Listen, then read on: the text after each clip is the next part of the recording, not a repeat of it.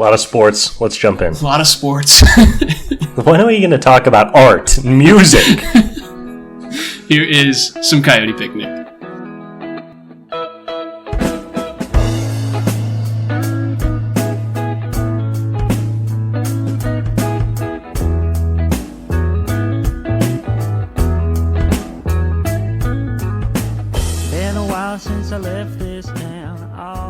All right, John, let's jump into what was the biggest and most disappointing game of the week by far, I think, for us.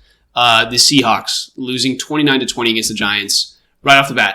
What's running through your head? I thought it was our most poorly coached game of the season. And, you know, we're going to have some bigger conversations about Mike McDonald and potentially Ryan Grubb. But in every game up to this game, I felt like one of them had done their jobs excellently. Either the defense overperformed with injuries or whatever, or the offense looked electric. And this was the first game this season where it's like our defense did a really bad job against a team that they should have done a good job against. And our offense was really sputtering, and the play calling decisions were very strange for basically the entire game. So I was very disappointed with our two new lights on the hill, both of whom I really like, but just a tough week coaching-wise. Yeah, for sure. I think the Seahawks, you kind of defensively, you go into this game, you think the Giants don't have Malik Neighbors, and it's Daniel Jones. Like, you're looking at this Giants team, and you're like, there's no way the Seahawks defensively should be struggling like they did.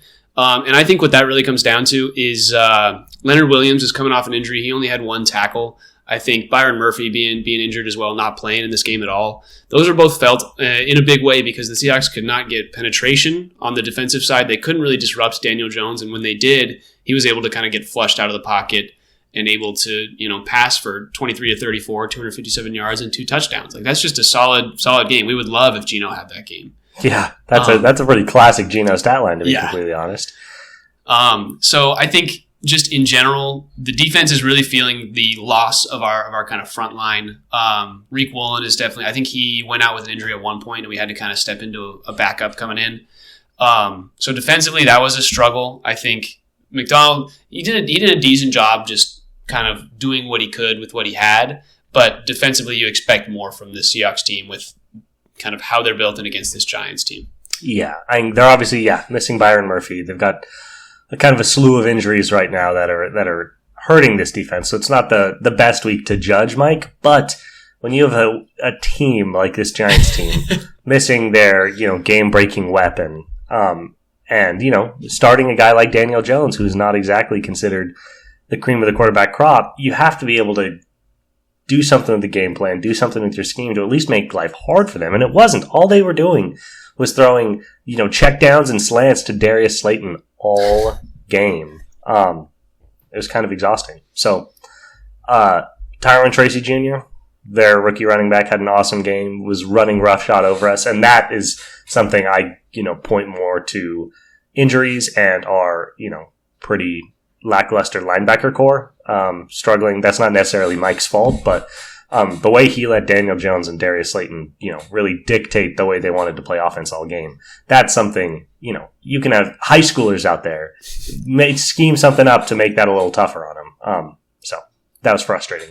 I think that comes from the lack of offense. I think in terms of offensive production, we had 20 points. 7 of those points came from the defense scoring on a 99-yard fumble recovery. This game could have easily been 36-13. It could have been bad. Yeah.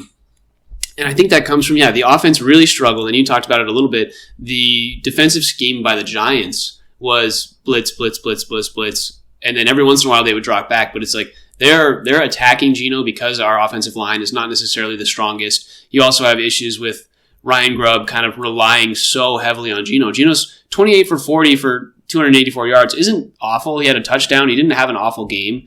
He got sacked 7 times. Like, he's dropping back basically every single play. And we ran a designed run play 7 times.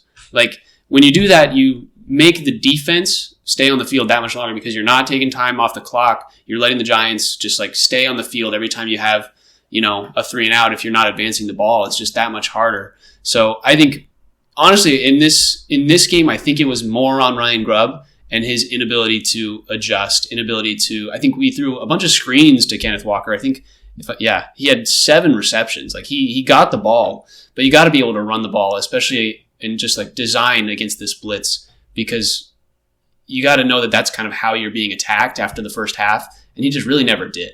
Correct, and that was what killed basically every single one of our drives is, the lack of, nuance with this offense. They were able to just pin their ears back and come after the quarterback every single time. 7 sacks is a ridiculous number, and it's because, honestly, Grubb kind of panicked a little bit. It looked like they were down 7-0, and actually, that's not true. They were up 7-0. Yeah. Yeah, but they were down 10-7, and, just feeling like, we need to go get the lead back, but you have to lean on your running game more.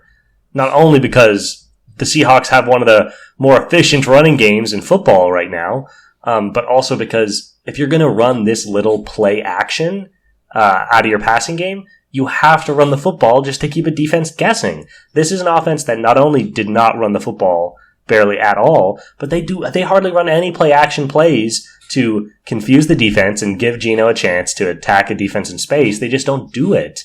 And that's how you see something like 7 sacks happen in a game, even behind a bad offensive line. The Bears have figured out with their atrocious offensive line how to, play call to avoid pressure on the quarterback, and Caleb Williams is suddenly looking like a real NFL quarterback. So you're 100% right. I think especially coming off last week against Detroit, it's like, Ryan Grubb is God. Like, thank God we, brought this guy in. I was really disappointed with the way that he schemed up against this pretty lackluster Giants defense and put Geno in a really tough spot. Credit to Geno for no turnovers on the game, because he was put in a tough spot for basically that entire game. Yeah. I think you look at statistically the Seahawks as a team, they're kind of a top 10-ish offense. I would say top 5 maybe, where they're a top 3 passing offense just in terms of yards and the amount that Geno's been able to succeed this season. That's been awesome. And they're a top 10 offense when it comes to rushing. The problem is they don't rush the ball. They're the lowest rushing total in the NFL right now. They just don't attempt to rush the ball. And so, they're getting 5 yards a carry on the rushing side of things, but they just don't do it. And like you're saying, you got to have that threat. Otherwise, you're just sitting there dropping back to a blitz every single time. Yeah, and the Hawks are lucky enough to have 2 running backs that they've relied on this year. It seems pretty clear we prefer Walker over Charbonnet, but Charbonnet showed he can be a 20-carry-a-game guy if you need him to be. So the fact that you have these 2 guys you can lean on, it's not even like you're asking Derrick Henry to carry the ball 25 times. It's like, no, we got 2 guys, give them each 10 carries.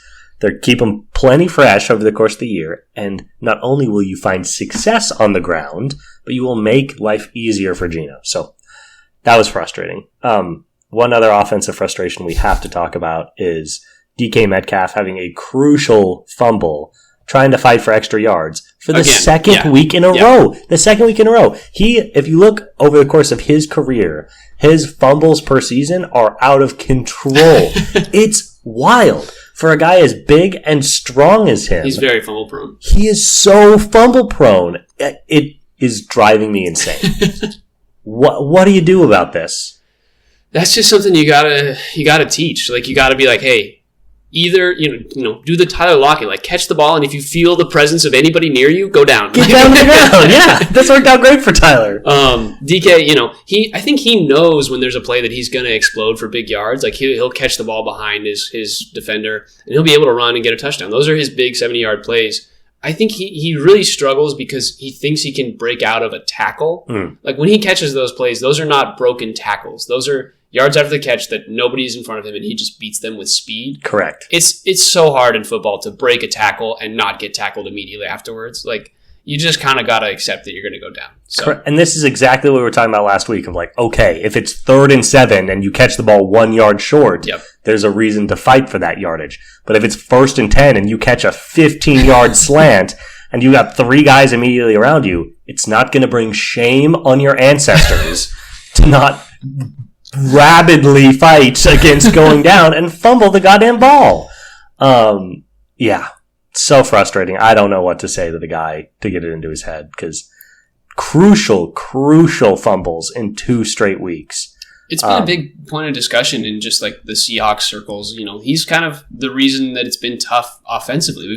Those are a couple good drives, the DK fumbles, and we have to huge drives on both. That was a chance for the Hawks to take the lead at the start of the third quarter. Yeah. That he fumbled and the Giants immediately scored.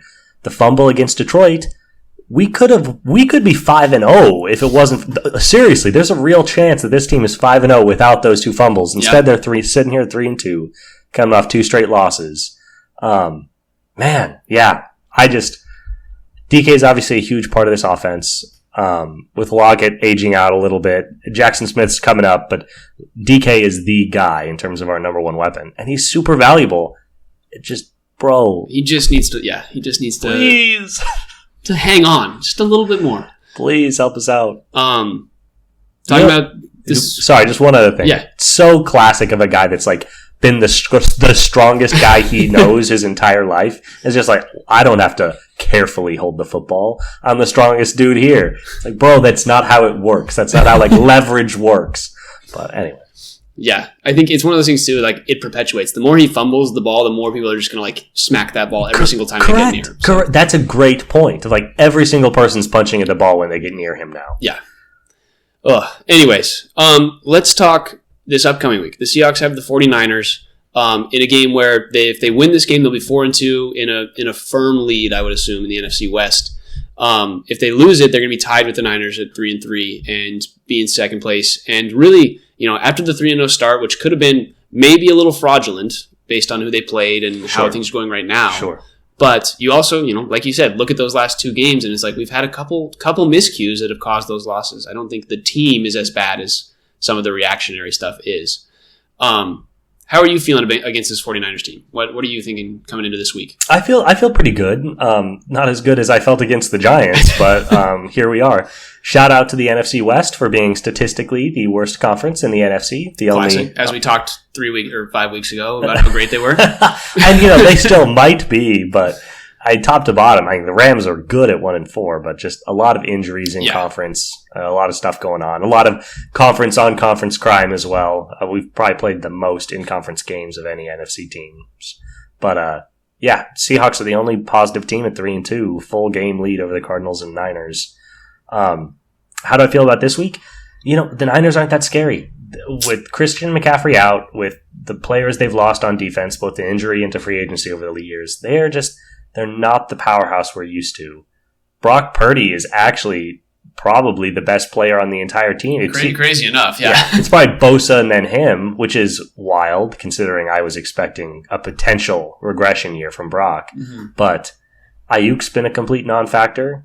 Debo has missed more games than he's played. Kittle has had issues with injuries. And Jordan Mason has been solid for them, but he's had issues fumbling the football. And their defense they can still get pressure on the quarterback, which is a concern. But their secondary does not scare me at all. In other terms, this is just a much more human team than they have been in the past, and maybe more than they will be once they get McCaffrey back, if they get him back right. I think this is a pretty good matchup. Do you know if it's in San Francisco or if it's in Seattle? I believe it's in San Francisco. Okay. That'll make it tougher. Maybe. I can look. Yeah. No. It's in Seattle. Never mind. Sorry, I was reading it wrong. No, that's fine. I expect the game to be pretty electric. Obviously, a lot of frustrated fans in Lumen last week, but with the team being 3-2, this being a big in-division game, to your point, to get a little separation against the Cardinals and the Niners, I expect it to be rocking in there, and I hope there were some lessons learned. Because I think, coming out of that Detroit game, that was the best loss all season. Defense obviously needs some work, but everyone, it was so funny. I have a lifelong Hawks buddy that just texted me. It's like, every game should be Detroit-Seattle. It's like, this is the best loss all season. So I think we walked away from that loss kind of content. Yeah. I cannot imagine there's any contentment after that Giants loss. And I'm hoping this team plays angry, and I'm hoping they clean up both execution and game plan mistakes that we've seen. Something that we didn't talk about enough, I think, was that the Giants were coming off a Thursday night game the week before. They had 10 days of rest. The Seahawks were coming off a Monday night game. That's the difference there is 4 days of rest for those those guys. Defensively, that creates a lot of struggle, and especially in a game where it's so offensively minded. Like the defense was trying so hard, they're doing a lot. It's definitely like that Giants game came at a bad time. I think this Niners game is going to come at a time where both teams played on Sunday. Mm-hmm. They're both, injuries have kind of riddled both teams. Seahawks defensively more on the interior, and then the Niners offensively. But I think this game is kind of prime, like you're saying, it's kind of a prime DK game. Like the middle of the field's a little tough with the Niners with Fred Warner. Absolutely. Their interior is great. It's those wings, kind of like the outside lines. And that's where DK shines. I think this is going to be the type of game that DK could explode. Mm-hmm. In another high-scoring game. Yeah, it's worth noting he's had those big DK Metcalf touchdowns.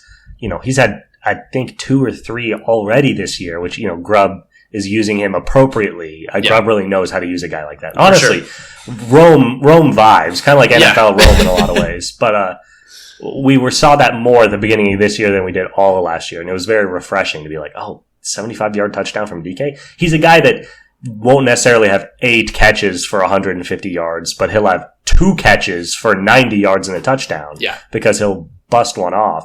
And this is a game where you could definitely see that happening. Yeah. Injuries are tough. I'm a little worried. With the Niners, they've just had issues with turnovers. So it'll be really, really important to win the turnover battle. Because if they play efficiently on offense, with, Jordan Mason playing the way he has and with Purdy looking as good as he has, I'm worried that they could dice this defense up, considering that Daniel Jones just did it. But the other thing I wanted to note is, Daniel Jones has had a really good year so far. Yeah, Daniel Jones has been pretty good. And we all very rightfully assumed that's like, clearly Malik Neighbors is just the greatest rookie wide receiver of all time and is lifting all boats. But, maybe Danny J has just figured some stuff out. Yeah. He's only, been in the league 5 or 6 years. Sometimes that 6th year, things really click. So. I mean, the Giants' first loss was to the Vikings, who we thought were fraudulent, but like they're 5-0. Like they were good. I think as the Giants have gone through the season, they've just been proven that they're better than I think people thought they were. Correct. Yeah, they easily could have won that Dallas game. That's a good point. Yeah, and I think the Seahawks are kind of trending in the opposite direction. Yes. And so this is definitely a get right game. If they're going to get right, we've talked about this. This is going to be. I think we were both thinking this was going to be closer to a 500 season. You were thinking a little bit more 7-10. I was thinking a little bit more 9-8. But yeah, it's kind of hovering right around the breaking point here in the next couple weeks. So. Yeah, that's a really good point. Yeah, 3-0 to go 0-2. It's like, okay, what is this team going to be? And we're going to find out. This is a tough stretch in the schedule for the Hawks. They've got, of their next 6 games, they got 4 divisional games, including both Niners games. That might be a blessing in that we could potentially fully miss McCaffrey this year. But then our 2 non-cons are Bills, Falcons, who are both, pretty well-rounded teams with issues. Okay, they're not the Chiefs, but, they're solid teams. So this will be a really important part of their schedule, particularly with the conference games. So figuring their shit out and figuring what they are going to be is going to be very important. Yeah. Also, one thing that I just wanted to note, Seahawks currently 20th in just defensive, I think, points allowed. Defensively, I think that just comes because they allowed, 81 points, 71 points the last 2 weeks. Like it's the last 2 weeks have been an issue. They played the Lions and the Lions dropped a 40 piece on them. Like Correct. It's just that statistically can create issues. I think they're much more of a middling to top 15, We were blown away by their defense the first 2 weeks of this season before the injury bug really got to them. So, both of us are disappointed with Mike's, performance with this defense the last couple of weeks, but I want to give him the benefit of the doubt until he gets right. Because, once again, we played the Broncos with a rookie Bo Nix week 1, but our takeaway was like this defense is kind of flying around. And the Broncos look better as they're kind of similar to the Giants. Like they've looked better over the season. I'm not going to say a single positive thing about Bo Nix. You can drag it out of me. I'm not saying Bo Nix was good. I'm saying Sean Payton has gotten every ounce of talent that Bo Nix has in his frail little body. I will cheers to that. That's real. But it's heard and it's noted. We're keeping eyes on this defense because Ryan Grubb looks like he's going to get this offense. This has been easily a top 10 offense in the NFL. It's been basically the only offense not afraid to throw the ball down the field. Yeah. and we love and worship Grubb for that reason. But time for McDonald to earn his money at head coach. Don't make us put Ryan Grubb in charge. Just kidding. No, we like where he's at.